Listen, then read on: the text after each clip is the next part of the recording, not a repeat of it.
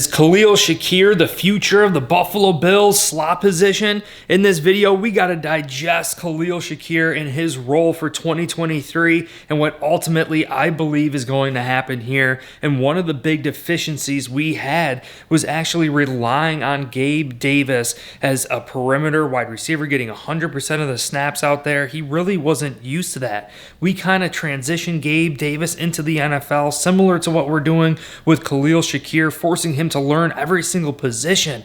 But maybe the Bills and Ken Dorsey understand that Khalil Shakir would not only be great in the slot, he would be good on the perimeter, rotating with a player like Gabe Davis. So therefore, I believe Khalil Shakir is still going to be playing on the outside. I think Khalil Shakir is still going to be playing in the slot. Isaiah McKenzie is definitely going to be here for another year, allowing Khalil Shakir to get more reps in that slot, to maybe develop there and play. But the proof is in the pudding that Brandon Beane, Sean McDermott, and Ken Dorsey, everyone wants a dynamic slot wide receiver, an all-purpose slot wide receiver that is a threat. You know, we have a bunch of pieces at the slot position right now that could do things great in their own way, and we have to kind of work through those.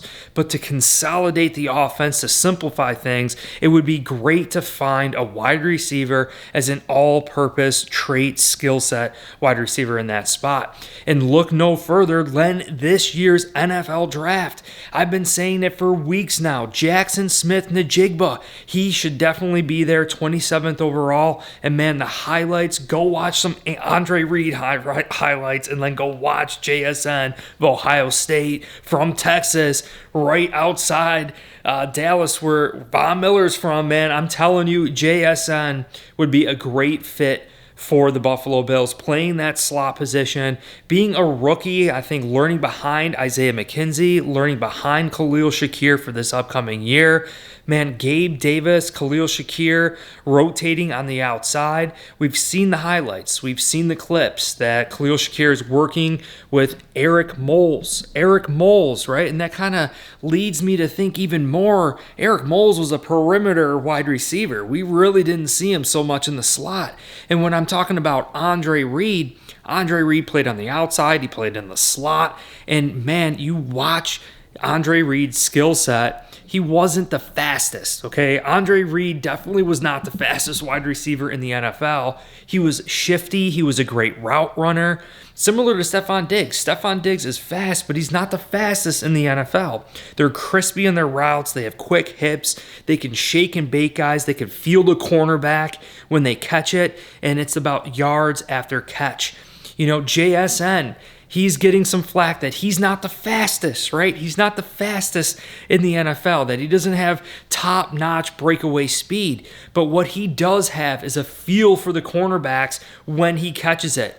And Ohio State, because of the dynamic wide receivers that they had, teams played a lot of zone against Ohio State, preparing him for what he's going to be facing in the NFL, especially if he becomes a Buffalo Bill. No one wants to play man against Stefon Diggs in this offense, okay? They are straight up man beaters. I think Buffalo Bills are definitely facing a lot of zone, and he is prepared for zone. So not only is he a great slot wide receiver and would be a great ideal fit for the Buffalo Bills, playing at Ohio State, used to the cold weather, even Texas, it's definitely getting cold sometimes down there as well. I think he is definitely a reborn Andre Reed for the Buffalo Bills. It would solidify things. Think about it. Stefon Diggs, we already know, but Gabe Davis and Khalil Shakir working on the perimeter, and then Isaiah McKenzie and Jackson Smith-Njigba in the slot for this upcoming season makes a lot of sense to me. I mean, we're starting to talk along the lines of being one of the best wide receiver groups in the NFL. And those clips from Khalil Shakir, there's statistics that prove that Khalil Shakir did better than Garrett Wilson. He actually did better than some of the top draft picks last year, but the only problem is that he didn't get as many snaps and he didn't get as many targets, right? So he was efficient. He was very efficient. He did the most with his opportunities, which is great thing to see. But how is that transition going to be when you start getting a Gabe Davis 100% snap count? Are you going to translate to that? True that. It's similar to this Buffalo Bills defensive line. When players excel here in the Sean McDermott, Leslie Frazier way in the rotation of this defensive line, then they get signed in free agency for some top dollar money and they go away. That team is assuming more play. You know, the amount of snaps and wear and tear on that player, sometimes they don't play up to par. They don't play up to that contract or what they thought because they weren't as efficient. It's about making the most of your opportunities. Khalil Shakir is definitely going to be trying to make the most of his opportunities this upcoming season, as well as Gabe Davis. Gabe Davis had his first taste of 100% snap count.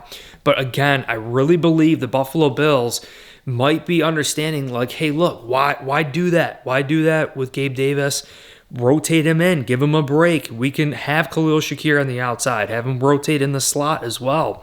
You know, and the other thought is that the Bills just forego wide receiver in the NFL draft here, and they roll with only Khalil Shakir, Isaiah McKenzie, Gabe Davis, and Stephon Diggs. You know, maybe they say, hey, look, but, you know, Khalil Shakir could play the slot. He could play on the perimeter. He's basically a swing backup for both those positions for the Buffalo Bills. You know, there are a lot of other draft picks that I'm eyeing up for that 27th overall pick. The Bills would definitely have to draft Jackson Smith-Njigba at 27th overall. Now, if there's other players on the board that would benefit us, maybe the Bills go a different way. So I'd like to hear from you guys. Let me know your thoughts on this. I know a lot of talk right now on Bills Mafia is Derrick Henry, trading for Derrick Henry and his $10 million contract when we are $20 million over the cap right now.